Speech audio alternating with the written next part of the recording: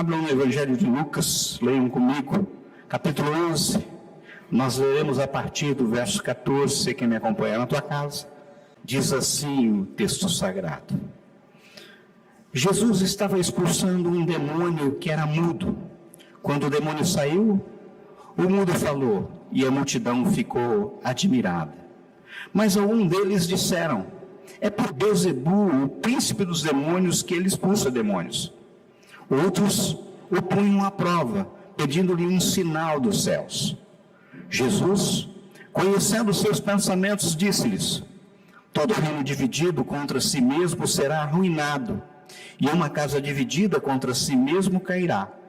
Se Satanás está dividindo contra si mesmo, como seu reino pode subsistir? Digo isso porque vocês estão dizendo que expulso demônios por Beelzebu. Se eu expulso demônios por Beelzebu, por quem os expulsam os filhos de vocês?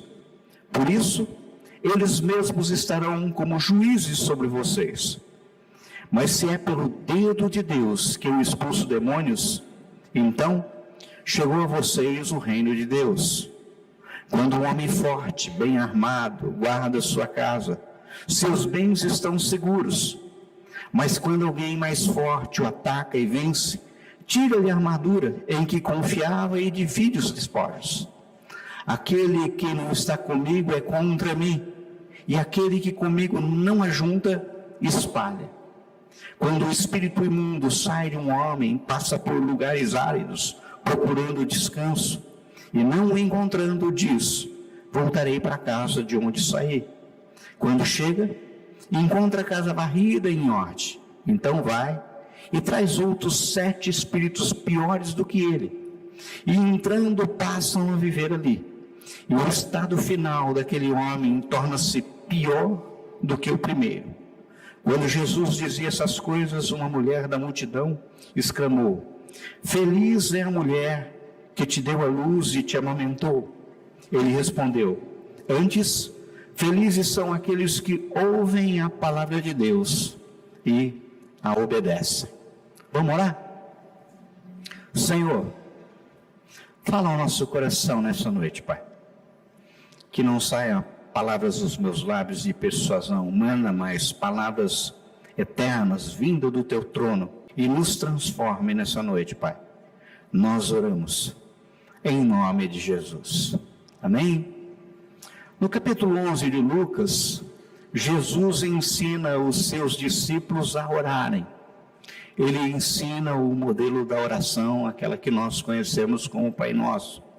E logo depois vem esse texto. No caso, esse texto ele aparece nos 3 evangelhos sinóticos. Aqui, nesse texto, na realidade é uma metáfora a respeito da casa que pode ser aplicado ao contexto das lutas e mesmo opressões que vivem, por vezes, algumas famílias. O verso 21 que nós lemos diz assim: quando um homem forte, bem armado, guarda sua casa, seus bens estão seguros.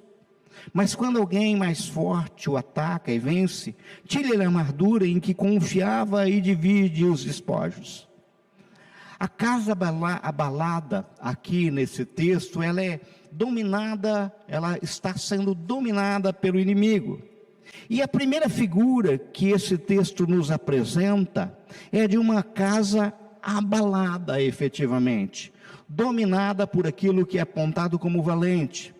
A cena que Jesus nos aponta aqui é de um invasor poderoso que toma de assalto a nossa casa e que com suas armas traz sofrimento, angústia, humilhação aos que são os donos da casa. A casa está sob o poder tirano deste opressor.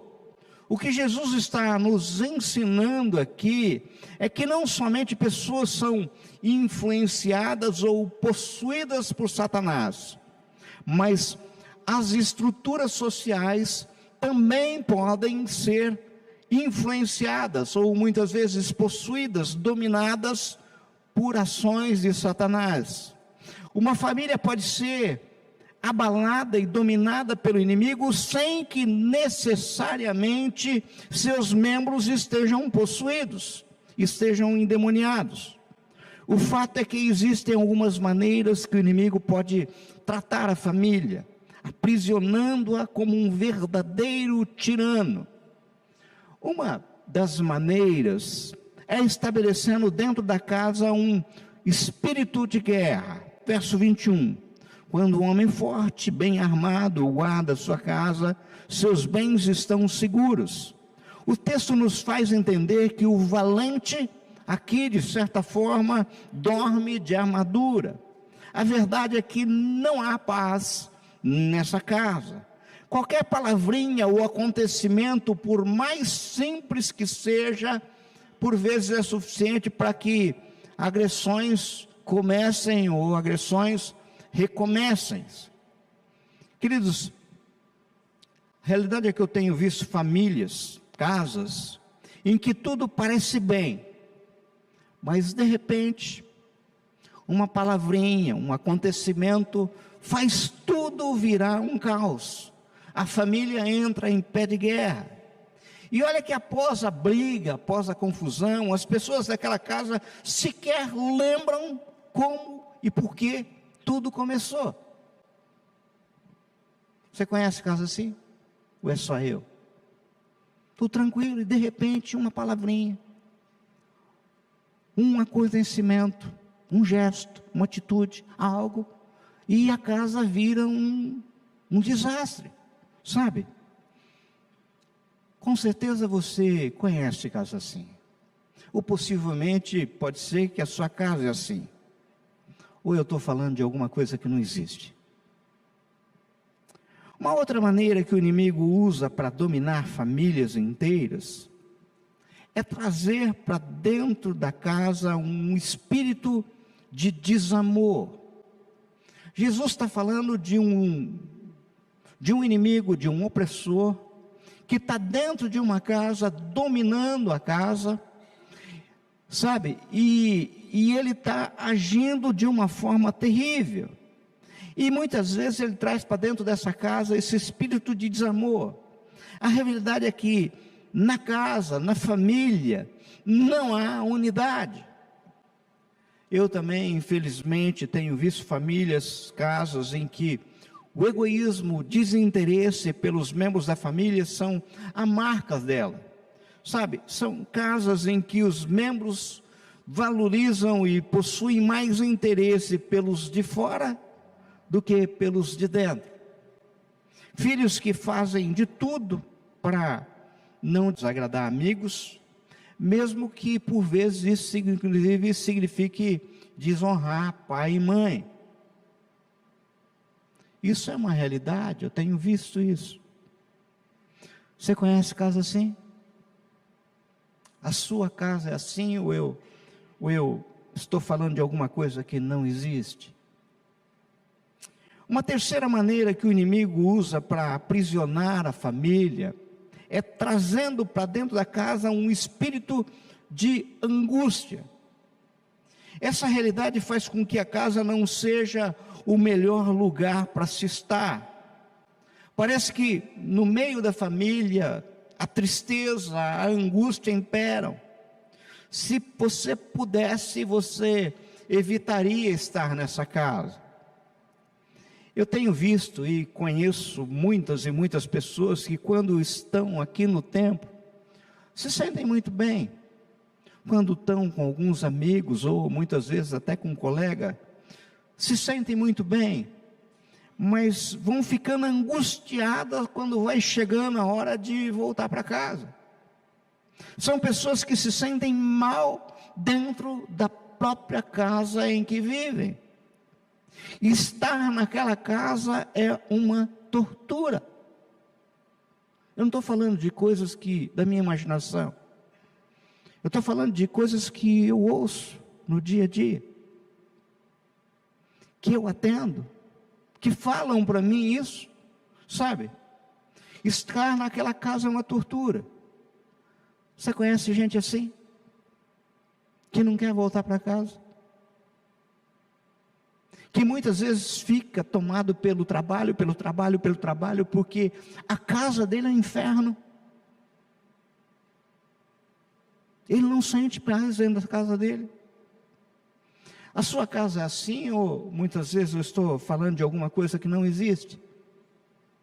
Eu tenho visto várias famílias que estão sendo atormentadas dia e noite por ações de Satanás. São famílias atormentadas por drogas. Casa que os filhos, maridos, esposas são viciados em droga. Muitas vezes dominado pelo álcool. Gente, eu não estou falando de coisa que eu ouvi falar. Eu não estou falando de coisa de outro lugar. Estou falando aqui. Estou falando coisas presentes. Vejam, existem ainda vícios terríveis que dominam famílias e membros da família inteira. Porque a gente pensa que vício que domina é só droga e álcool. Mas tem jogos de azar, por exemplo, sabe? Sabia que o Brasil é recordista mundial de apostas? As pessoas estão se afundando nisso, sabe? Você conhece uma casa assim? A sua casa é assim ou eu estou inventando? Estou tirando coisa da minha cabeça? São famílias atormentadas pelos desejos, muitas vezes ardentes, do sexo. Casa em que é infidelidade conjugal, presta atenção, incestos de pais, filhos, avós, tios e primos, troca de casais e sexo global, pornografia, são coisas normais. Como eu queria falar e estar falando disso de coisa muito longe, mas não é. São coisas presentes. Eu tenho visto cada vez mais nas famílias o estabelecimento de padrões totalmente disfuncionais, absolutamente fora do padrão divino e daquilo que agrada o coração do Senhor. Infelizmente está ficando cada vez mais normal que pais olhem suas filhas e filhos dormindo com namorado e namorada e achem isso normal, sabe? Eu não estou falando de coisas que estão acontecendo lá longe. Estou falando de coisas que eu atendo toda semana. Sabe? Você conhece casa assim? Muitas vezes a tua casa é assim. Eu estou falando de alguma coisa que não existe. São famílias atormentadas, muitas vezes, pelo amor ao dinheiro. Tenho visto famílias inteiras que existe o uso desregrado do dinheiro, uso ganancioso, pessoas que não conseguem permanecer no trabalho, sabe aquela pessoa que vive desempregada, arruma um emprego, daqui um pouquinho não firma, arruma outro emprego, daqui um pouquinho não firma. Você conhece gente assim ou é só eu que conheço? Porque eu não estou falando de coisa longe, estou falando de coisas que eu lido todo dia. De famílias inteiras angustiadas. Família em que há absoluta falta de visão para com as coisas de Deus. As pessoas que não entendem que tudo pertence ao Senhor e tudo é do Senhor. Tem famílias que esse tipo de regra divina não existe. Eu tenho visto muitas famílias em que o dinheiro é verdadeira maldição. Ou gastam, ou usam como um Deus, ou estão sempre endividados. Você conhece pessoa que vive endividado? Está endividado. É aquele aperto, move inclusive comoção na família, tudo. Daí paga a dívida. Uma semana depois está endividado de novo. Paga a dívida. Um mês depois está endividado de novo. Sabe? Vive endividado.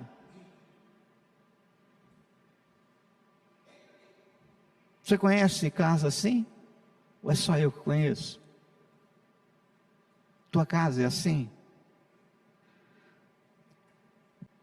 São famílias, muitas vezes, atormentadas por mentira. São famílias tão atormentadas que não há valor nas pessoas. mas os valores são trocados por coisas. Famílias que não têm conversa.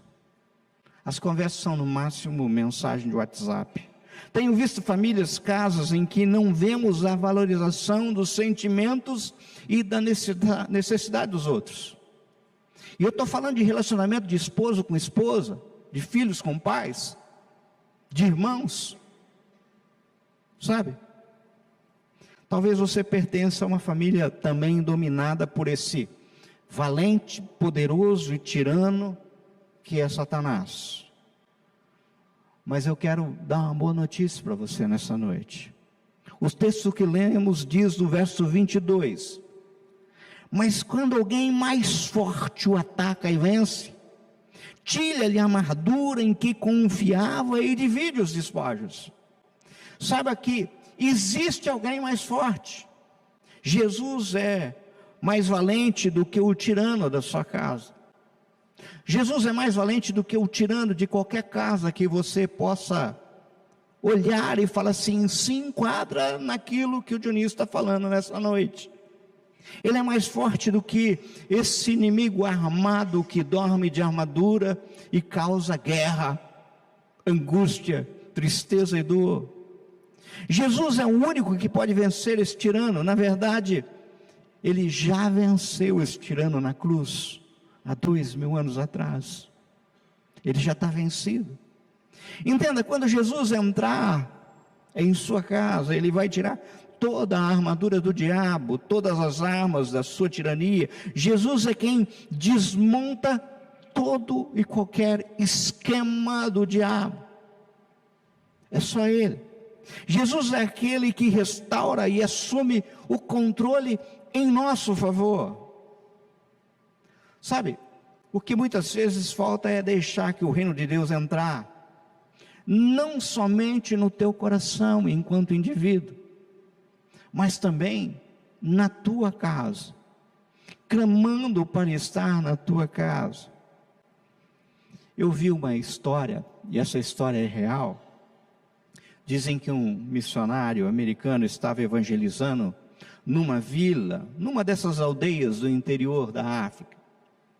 Acabando o trabalho ali, ele quis ir até um outro povoado, apenas 2 dias de viagem. Viagem de bicicleta, melhor meio de transporte naquela região.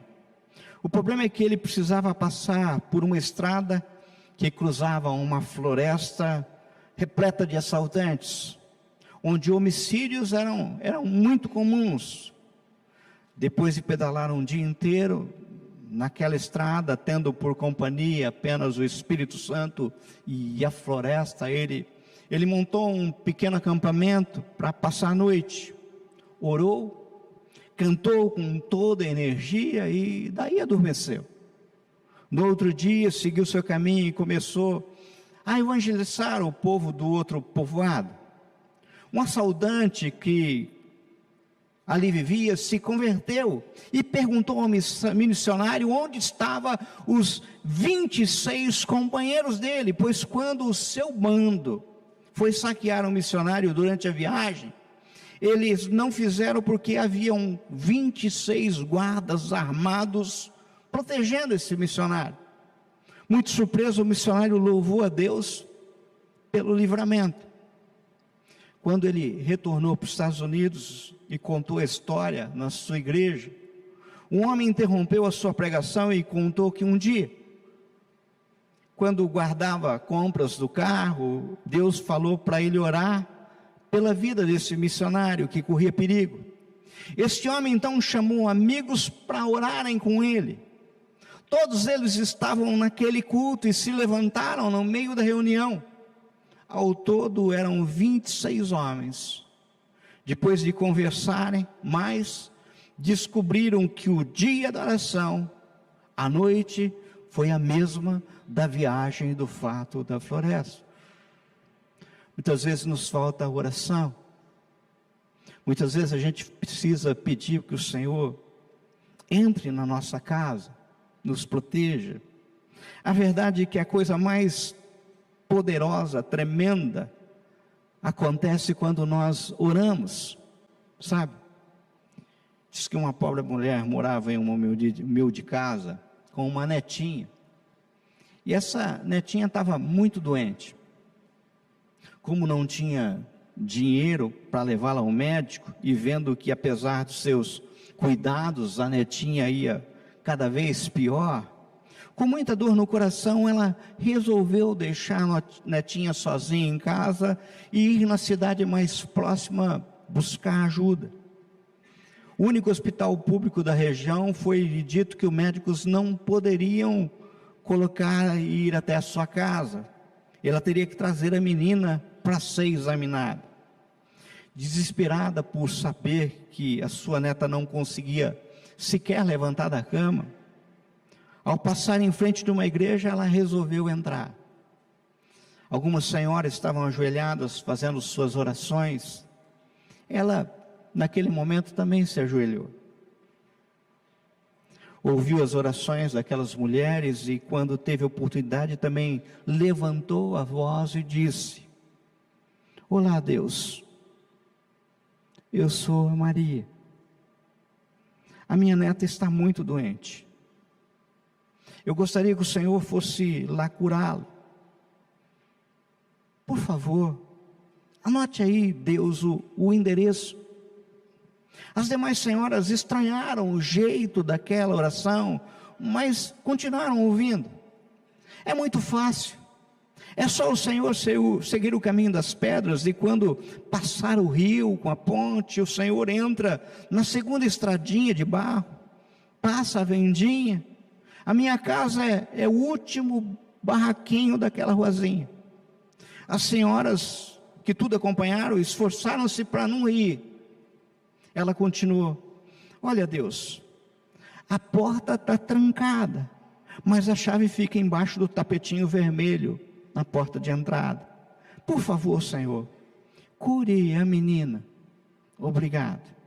E quando todos achavam que já tinha acabado, ela complementou: ah, Senhor, por favor, não se esqueça de colocar a chave de novo debaixo do tapetinho vermelho, senão eu não consigo entrar em casa. Muito obrigado. Obrigado mesmo. Depois que a dona Maria foi embora, as demais senhoras soltaram risos, ficaram comentando como é triste descobrir que as pessoas não sabem nem orar. Mas a dona Maria, ao chegar em casa, não pôde se conter de tanta alegria quando ela viu a menina na sala brincando. Menina, você está de pé? E a menina, olhando carinhosamente para a avó, disse: um médico esteve aqui, vovó. Deu-me um beijo na testa e disse que eu ia ficar boa. E eu fiquei boa. Ele era tão bonito, sua roupa era tão branquinha que parecia até que brilhava. Ah, ele mandou dizer que foi fácil achar a casa, pelo endereço que a senhora deu. E a chave está do jeitinho que a senhora recomendou, debaixo do tapete. A gente vem e canta: eu acredito, mas muitas vezes não vive isso, sabe? Não coloca em oração. Já nesse texto que lemos, a segunda figura que esse texto que lemos nos apresenta, ela é de uma casa vazia. Olha o verso 23. Aquele que não está comigo é contra mim, e aquele que comigo não ajunta espalha.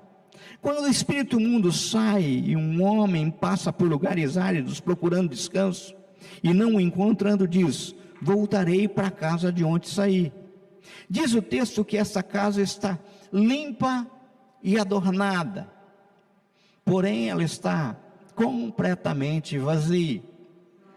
Eu fico pensando que talvez essa casa seja muito atraente. Quem sabe seja uma casa bem decorada, com todos os ornamentos necessários, cortinas, móveis, eletrodomésticos, tudo mais. É um tipo de casa que a sociedade atual vê e acha maravilhosa, politicamente correta. O tipo de casa que está retratada em Instagram. Casa que está faz parte de fotografia de Facebook. Entendam, não são casas em que o tirano também não está lá, porque o texto da ele não está lá. Mas o grande problema é que essa casa substituiu o Senhor Jesus por futilidades e tesouros terrenos, tesouros que a ferrugem e a traça destrói. Entendam, são casas em que adornos valem mais do que o Senhor. Explica melhor, Dionísio. Casas em que se valoriza por demais os sucessos pessoais. Você conhece casas assim? Casas em que se valoriza por demais as roupas, os carros, os passeios, as fotos. Casas em que o diploma na parede vale mais que Cristo. Casas em que a posição social é objetivo de vida. E Jesus não tem espaço na agenda. Quando tem, é aquele espaço que ele fica com o que sobrou. Só com o que sobrou. Você conhece casa assim ou é só eu que conheço? Tua casa é assim? Ou estou falando alguma coisa que não existe?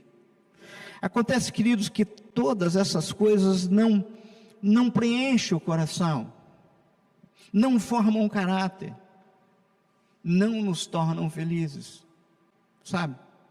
Essas coisas fazem com que nos sintamos por vezes vazios, ocos, completamente desestruturados. São valores que não preenchem a alma. Quantas e quantas pessoas correm atrás de valores que não preenchem a alma, completos insatisfeitos, dia após dia, insatisfeitos. Fotos bonitas no Instagram, viagens maravilhosas, comidas deliciosas, e o coração apertado, destruído, angustiado. Este aparente senso de neutralidade espiritual, de fato, afasta Jesus das nossas casas. O inimigo não está lá, mas Jesus também não está, sabe? São casas em que valores para casamento de alguns filhos, infelizmente eu tenho visto, pais que tentam incutir na cabeça dos filhos busca de casamento por interesse, escolha profissional por interesse, escolhas de amizade por interesse. Você conhece gente assim, casa assim? Ou é só eu que conheço, só eu que atendo, só eu que vejo? Mas o pior é que uma casa vazia é um grande convite a um bando de tiranos. Pois o texto diz no verso 23, aquele que não está comigo é contra mim, e aquele que comigo não ajunta, espalha. Quando um espírito imundo sai de um homem, passa por lugares áridos, procurando descanso, e não encontrando, diz, voltarei para a casa de onde saí. Quando chega, encontra a casa varrida e em ordem.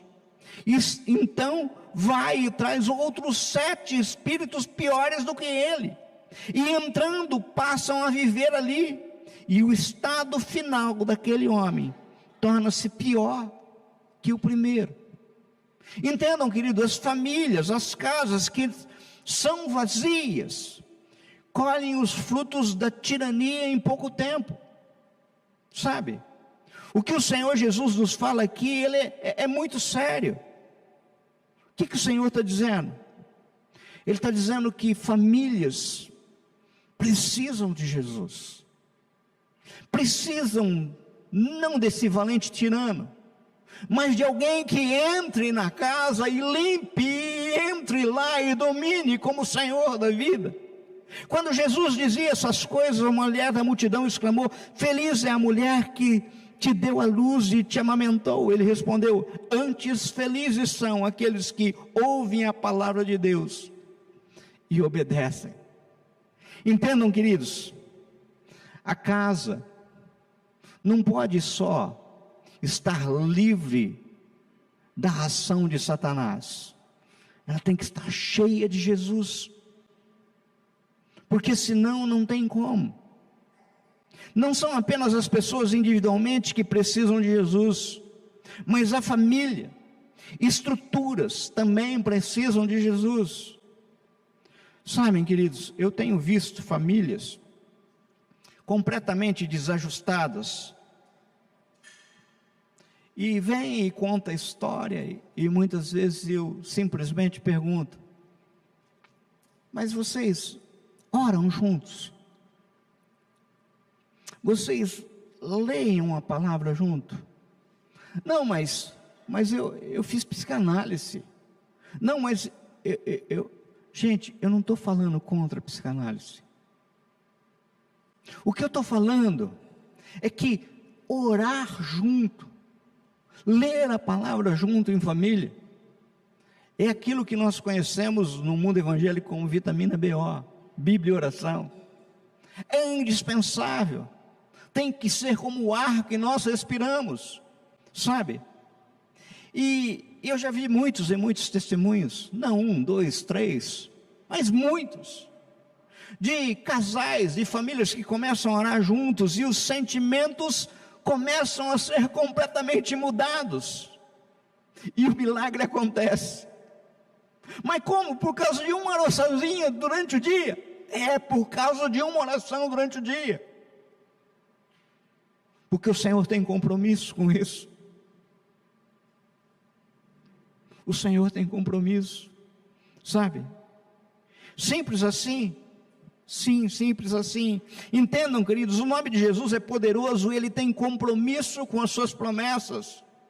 Paulo nos aponta textualmente que Deus exaltou Jesus à mais alta posição, lhe deu um nome que é sobre todo nome, para que o nome de Jesus se dobre todo joelho no céu, na terra e debaixo da terra, e toda língua confesse que Jesus é o Senhor, para a glória de Deus Pai. Nós cantamos isso aqui, e nós temos que viver isso. Nós temos que clamar o nome de Jesus em família.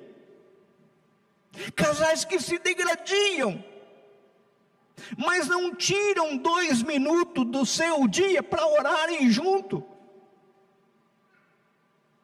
Famílias inteiras que se degradiam, mas são incapazes de abrir uma página da Bíblia e ler 1, 2 versículos, 3 versículos que seja. Entendam de uma vez por todas, mais do que estratégia, a família precisa de um Senhor.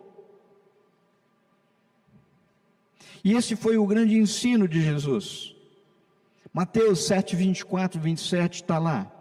Portanto, quem ouve as minhas palavras e as pratica é como um homem prudente que construiu a casa sobre a rocha. Caiu a chuva, transbordaram os rios, sopraram os ventos e deram contra a casa, e ela não caiu, porque tinha seus alicerces na rocha. Mas quem ouve essas minhas palavras e não as pratica é como um insensato que construiu a sua casa sobre a areia. Caiu a chuva, transbordaram os rios, sopraram os ventos e deram contra aquela casa, e ela caiu, e foi grande a sua queda. Queridos, todos lembram e sabem desses versículos, e a receita é por demais simples. Construam a casa na rocha, alicercem casamentos em Jesus, não vivam casamentos de contrato, mas de aliança.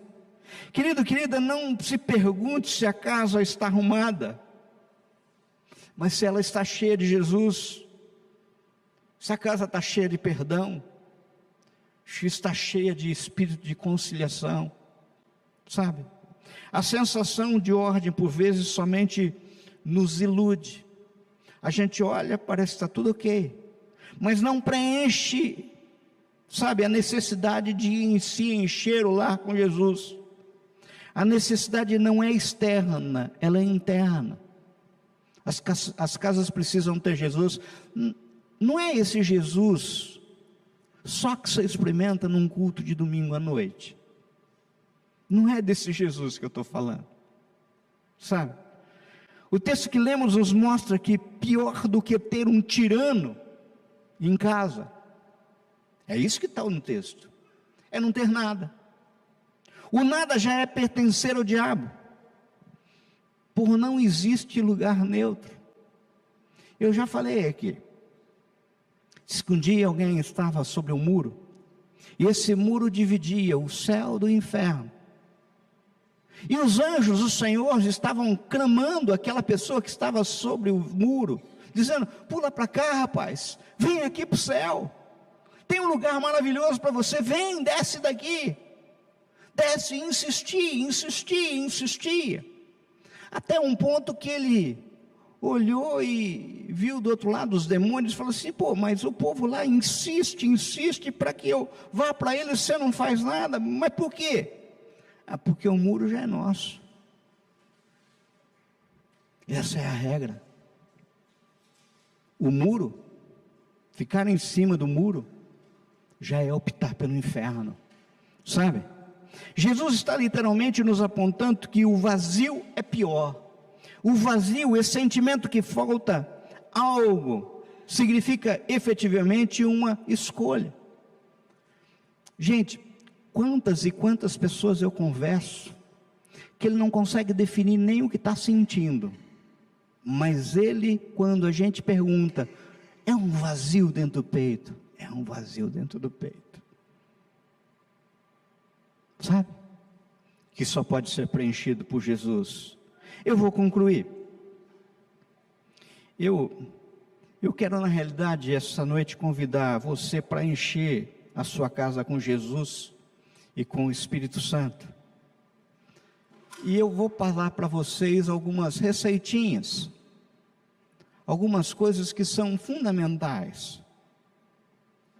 Querido, querida, se tudo aquilo que eu falei aqui, você conhece, ou muitas vezes, faz parte da tua casa, da tua família, a receita é simples. Estabeleça oração dentro de casa, em família. Estabeleça oração em família. Estabeleça leitura da palavra e adoração no lar. Estabeleça obediência incondicional ao Senhor. Eu estou concluindo. Entenda, os valores do lar devem vir de Jesus, não é da moda, não é do programa de televisão, não é daquilo que é politicamente correto. Peguem isso, gente, e estabeleçam como meta de vida, como padrão, sabe? Queridos, as batalhas da família devem ser vividas tendo Jesus como general, porque se você fizer do jeito que você quer, não vai dar certo. Amados, eu estou convencido de que hoje é dia de decisão, de conversão na família. Desde que cheguei aqui, hoje à tarde eu vim aqui e arrumei essas cadeiras. E eu tenho um exercício todo domingo. Todo domingo à tarde eu venho e coloco essas cadeiras no lugar. E quando eu estou colocando essas cadeiras no lugar, eu estou orando pelas pessoas que vão sentar nesse lugar. E muitas eu até já sei onde vão sentar, sabe? E eu clamei ao Senhor: Senhor, traz uma noite de conversão, de transformação. E depois, mais tarde, eu cheguei aqui, o louvor estava ensaiando. Eu comecei a ouvir aquelas canções. Eu chorava, porque eu acredito que essas canções podem fazer parte da nossa vida.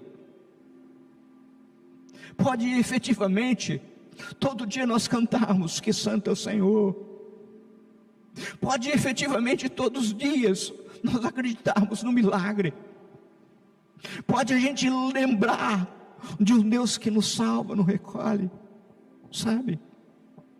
A Bíblia nos conta que certa vez Josué falou: agora, temam o Senhor e sirvam com integridade e fidelidade.